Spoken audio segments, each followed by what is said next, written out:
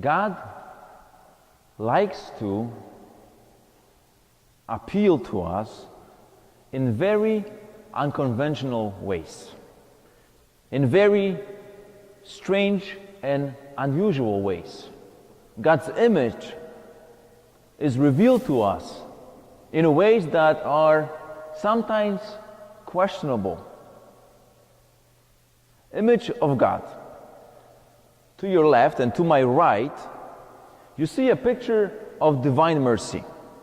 If you know the story behind it, Sister Faustina Kowalska had apparitions of Jesus Christ.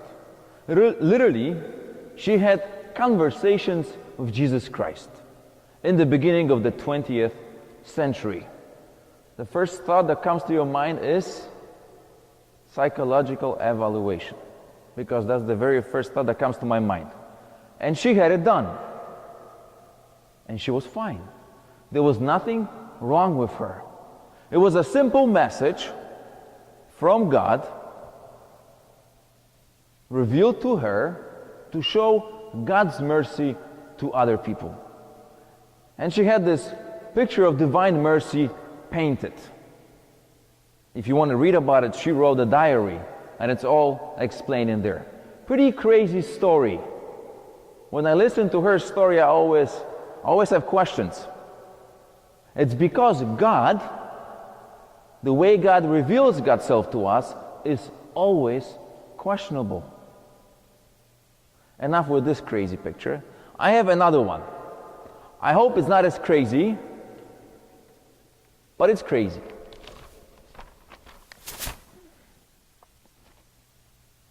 Your first reaction?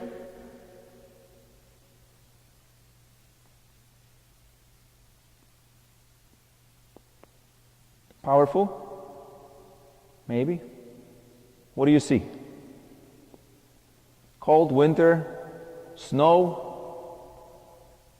empty cans in the cart.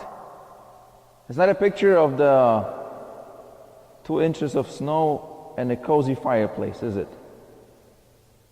No. Who's that person? I don't know.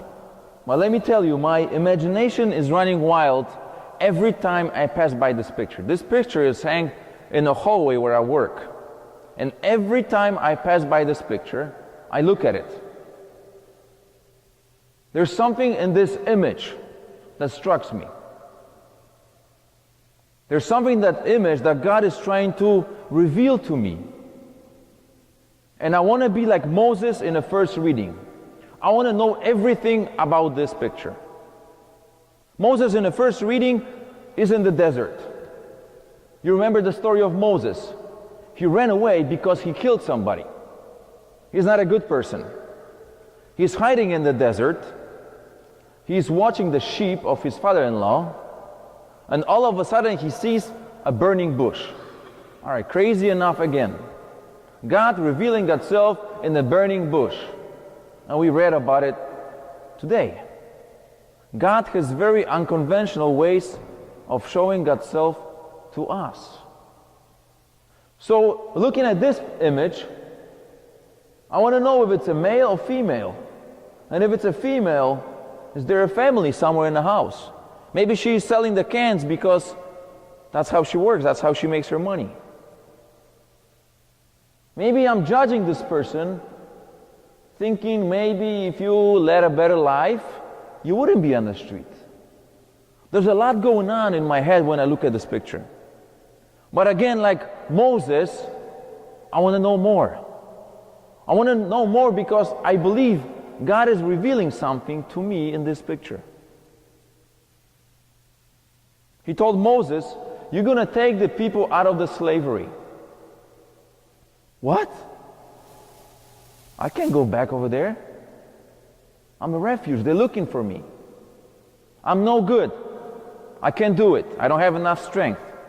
I'm not a guy for the job. Find somebody else. But the closer he gets to the fire, God says, take off your sandals because you are on the holy ground.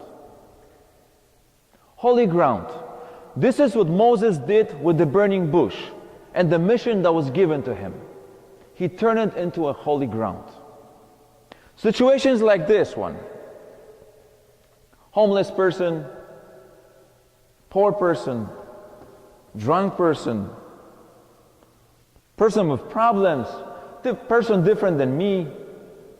It is a holy ground for us to turn this into something greater. When you see a hungry person on the street, your first reaction, you want to feed them. If you're rich enough, you want to run a soup kitchen. If you have a pantry, you donate to the pantry. This is natural human thing to do. You just need to be open to the image, to what it speaks to you. It's a very human thing to do. It's a very us thing to do, to be open to those who are different, little crazy, stinky maybe. Have you met a stinky person and you serve them? Maybe sick. Maybe not like us, always clean. This is where it all begins, with one simple image.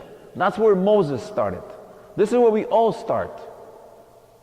One simple image that speaks to us. And it's our choice to accept the image. It's our choice to recognize a human being in another human being. It's our choice to cultivate the fig tree that we heard in the gospel. It's our choice to build a box, put a better soil in it, to trim a few branches, put water there. It's up to us, not anybody else. So we can begin doing something greater, something that we are called to. Holy ground is not gathering here on Sundays. This is not a holy ground. Yes, it's a Eucharist that we share. Yes, as Catholics, that's what we know. But there are other holy grounds in our lives. Your families can become your holy grounds. Your marriages can become your holy grounds. Your divorces can be a great opportunity for your holy ground. Your sickness or somebody dying. It is a place for holy ground. It's a place where you begin something greater. Something that you have a choice to make. God always finds somebody or something to communicate to us, to talk to us. That's why when Moses was so nosy, he said, okay, what's your name then? God's answer is, none of your business. I am God. The same that I was, the same that I will be. I am God. It's not your job to question me as a God, but relate the message of God to others. To be a messenger of God. To take people out of the slaveries of their addictions, of their sicknesses, of their problems, worries. It's our job to walk with people in the desert like Moses did, even though we feel like we are no good.